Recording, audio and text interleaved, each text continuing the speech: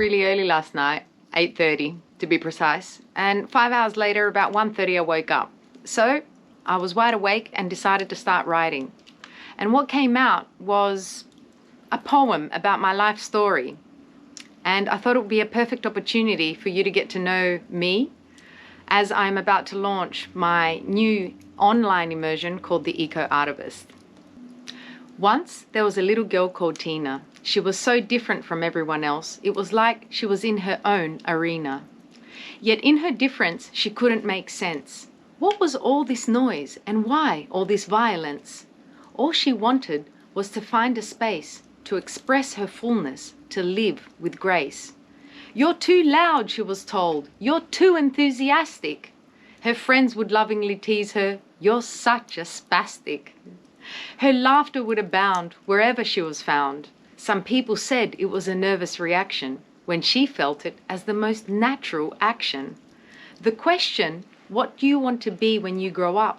brought up many possibilities, not just one. How, after all, could she choose when life offered so many colourful shoes?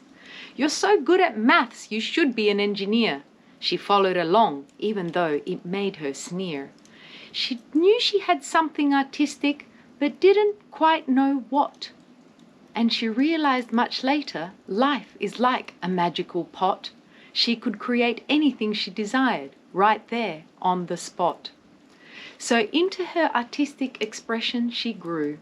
She started with sewing, then writing. She even eventually drew. And the more she expressed, the more she instinctively knew that life is art, and living it creatively is all we must do. So she continued about her travels to write, which her friends receiving it told her she knew how to excite. And later she tuned into a rhythm that made her spirit ignite. Whenever she wrote a wish for a birthday, wedding, or simply for self-expression, rhymes poured out at her discretion. She was told to focus on a career that would make her money. She tried for 5 years, but it sucked her life force. This was seriously not funny. So she quit everything on a whim and went out on a limb. Her cousin asked her, "How does it feel to pack everything you own into a backpack?" "Liberating," she said, "and I'm not going back." Then, out of nowhere, she fantasized about making shows for TV.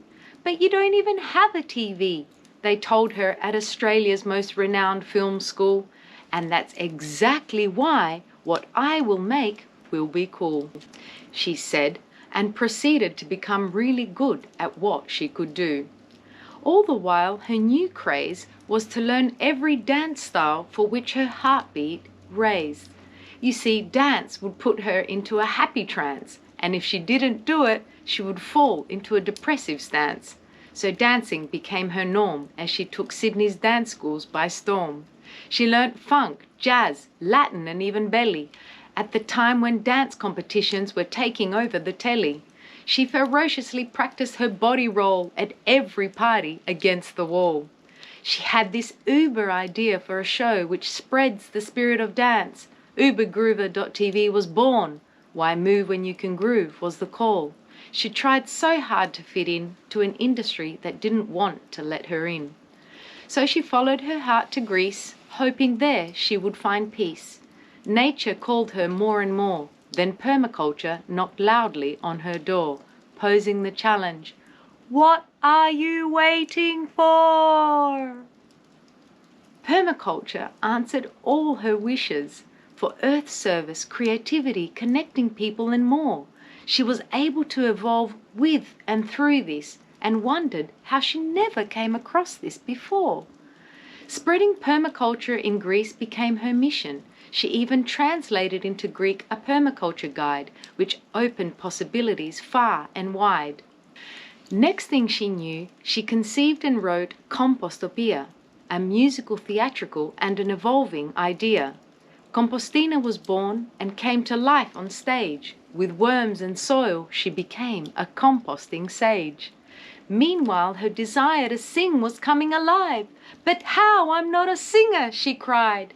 The urge was so strong that she simply had to go along.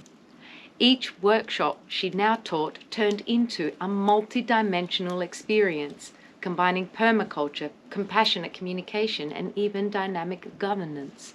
Along with song, dance, and play, they had to be all together. It had to be that way. So now Tina's kind of graying up on the outside, but on the inside, she's still that kid. The difference is that now she's proud of her special energy and her enthusiasm, which can't be outbid, especially now that she knows that enthusiasm means to have God inside. This information simply fueled her stride. Tina is a catalyst of change, who's on a mission to improve our condition through solution stories which are new, stories which speak to the truth of you, stories which give a holistic point of view. Sometimes her stories rhyme, sometimes they speak, sometimes she tells them in English, sometimes she tells them in Greek. Whatever she does, she's always an eco-artivist who's super unique. If you want to join an eco-artivistic ride, be prepared. You will no longer be able to hide. An eco-artivist explores what's alive, co-creates a healthy hive, and takes responsibility to make the new earth thrive and jive.